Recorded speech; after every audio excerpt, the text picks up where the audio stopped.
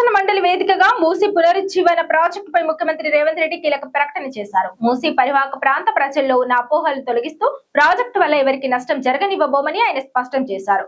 మూసీ ప్రక్షాళన అనేది కేవలం ఒక ప్రాజెక్టు కాదని హైదరాబాద్ భవిష్యత్ అభివృద్ధికి ఒక రోడ్ మ్యాప్ అని ఆయన అభివర్ణించారు. మూసీ పరివాహక ప్రాంతంలో నివసిస్తున్న వారిని ఖాళీ చేయిస్తున్నారనే ప్రచారానికి సీఎం చెక్ పెట్టారు.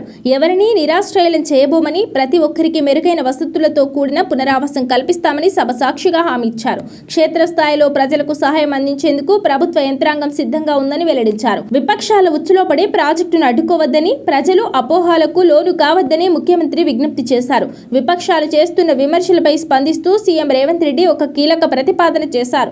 ప్రాజెక్టుపై సలహాలు, సూచనలు ఇచ్చేందుకు ఉప ముఖ్యమంత్రి భట్టి విక్రమార్క, మంత్రులు పొన్నం ప్రభాకర్, శ్రీధర్ బాబులతో కూడిన కేబినెట్ సబ్ కమిటీని వేస్తామన్నారు. మూసీ డెవలప్మెంట్ కార్పొరేషన్ ను గత ప్రభుత్వమే ప్రారంభించింది. మీరు వదిలేసిన పనిని మేము ముందుకు తీసుకెళ్తుంటే అభ్యంతరం ఎందుకు అని ప్రశ్నించారు. ప్రాజెక్టును ఆపాలని కాకుండా ఎలా ముందుకు తీసుకెళ్లాలో నిర్మాణాత్మక సలహాలు ఇవ్వాలని కోరారు. రాజకీయ ప్రయోజనాల కంటే ప్రజా ప్రయోజనాలే ముఖ్యమని, నగరాన్ని మురికి నుంచి కాపాడే ఈ బృహత్తర కార్యక్రమానికి అందరూ సహకరించాలని సీఎం పిలుపునిచ్చారు.